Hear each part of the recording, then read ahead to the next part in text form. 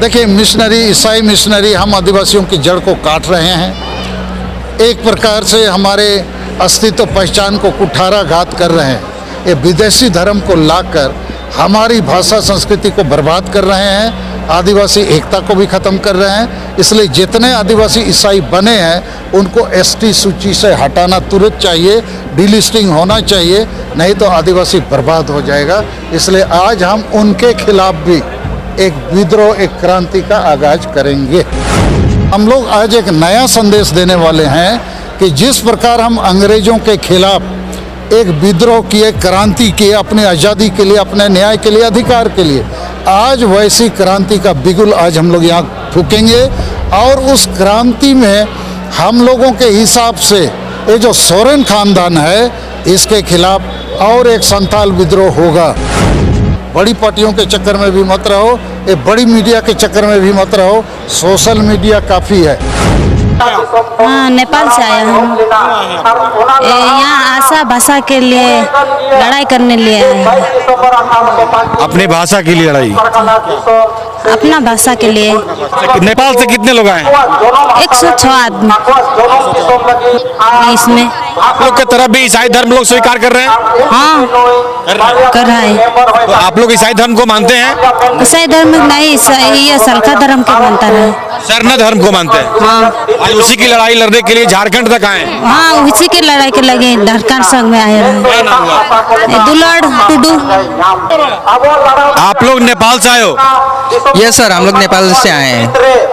ये आशा भाषा जीत कर महा जो आज का दिन जो मनाया जाता है, इस हिसाब से हम लोग यहाँ आए हैं।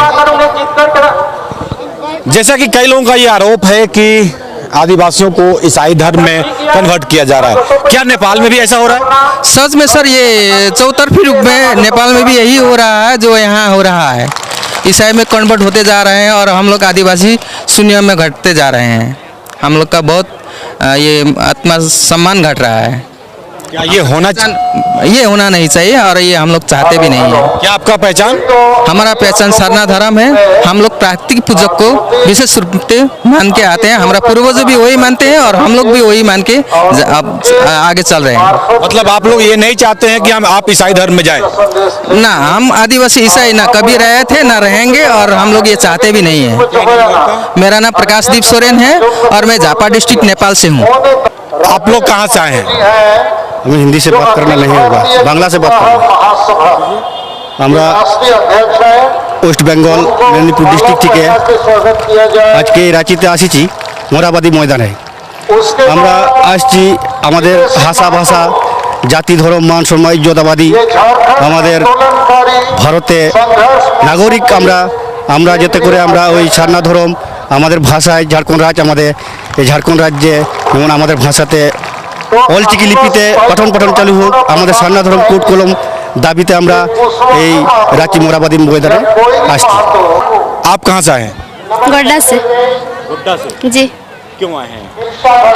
यही मतलब आज क्या बोलते हैं ना कि मतलब 22 दिसंबर 1855 में मतलब कि संथाल परगना का मतलब वो SPT एक्ट जब लागू हुआ था, उसी के मतलब वो शुभ दिन के उपलक्ष्य में। और 22 दिसंबर 2003 1992 के संविधान संशोधन में संताली भाषा का मतलब संविधान में उसको लागू किया गया था। इसलिए सरना धर्म कोड को लेकर के लगातार आप सभी एकजुट हो रहे हैं। हाँ, वो ये भी बात है, ईसाई धर्म स्वीकार कर रहे हैं तो, लेकिन हम लोग का प्राकृतिक से मतलब हम लोग पूर्वज से हम लोग का पूर्वज सरना धर्म से ही था। इसीलिए हम लोग ये चाहते हैं कि हम लोग सरना धर्म में रहें। आप लोग कहाँ से आए हैं? आसाम से आए हैं। यहाँ में हम लोग धर्म कोड के लिए आए हैं, सरना धर्म कोड के लिए। आज 22 दिसंबर है, हमारे लिए ऐतिहासिक महत्व का दिवस है।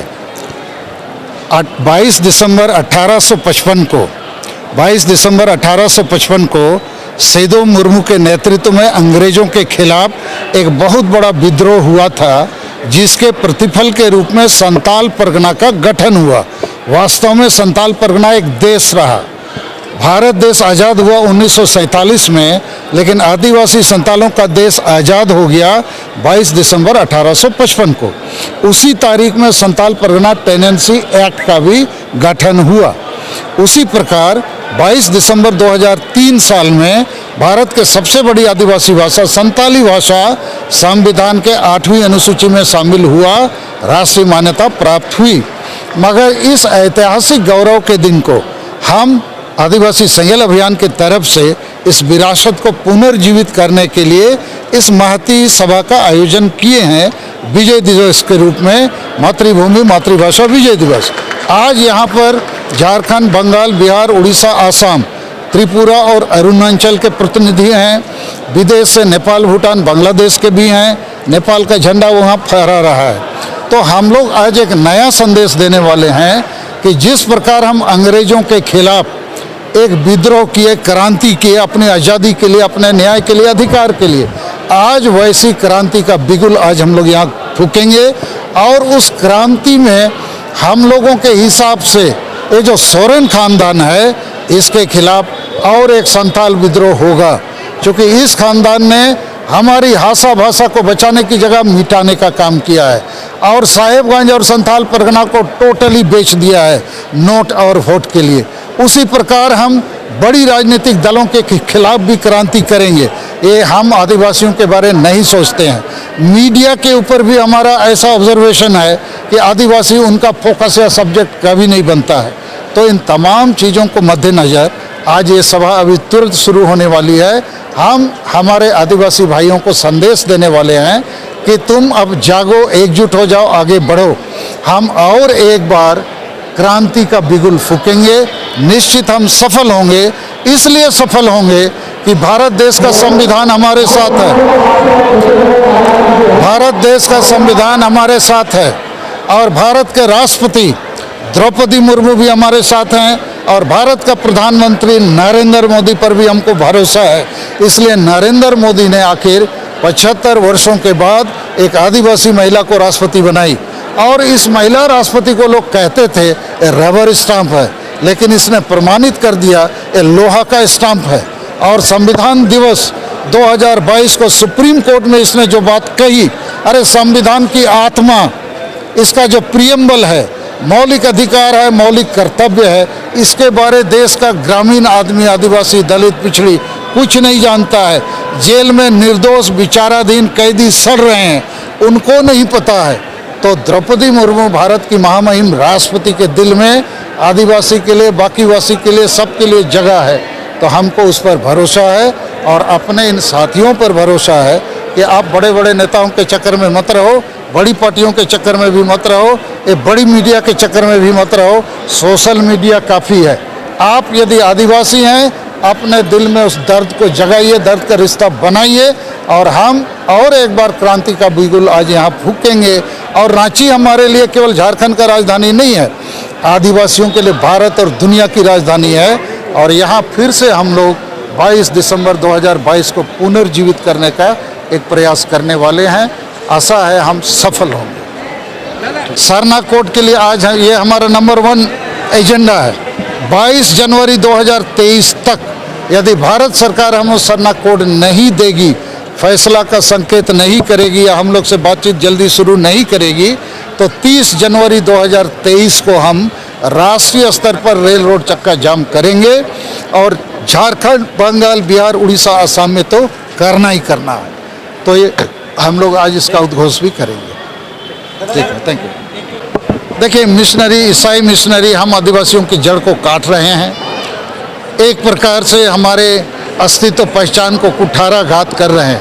ये विदेशी धर्म को लाकर हमारी भाषा संस्कृति को बर्बाद कर रहे हैं, आदिवासी एकता को भी ख़त्म कर रहे हैं। इसलिए जितने आदिवासी ईसाई बने हैं उनको एसटी सूची से हटाना तुरंत चाहिए, डिलिस्टिंग होना चाहिए, नहीं तो आदिवासी बर्बाद हो जाएगा। इसलिए आज हम उनके खिलाफ भी एक विद्रोह, एक क्रांति का आगाज करेंगे। आप भी मानते हैं कि आदिवासी समाज एसटी में अभी भी जा रहे हैं? बिल्कुल, अभी भी हो रहा है। देखो, आदिवासी को यदि आप सरना धर्म कोड नहीं दोगे तो इसको ऐसा समझ लीजिए हम पानी हैं, हमारा कोई रंग नहीं है।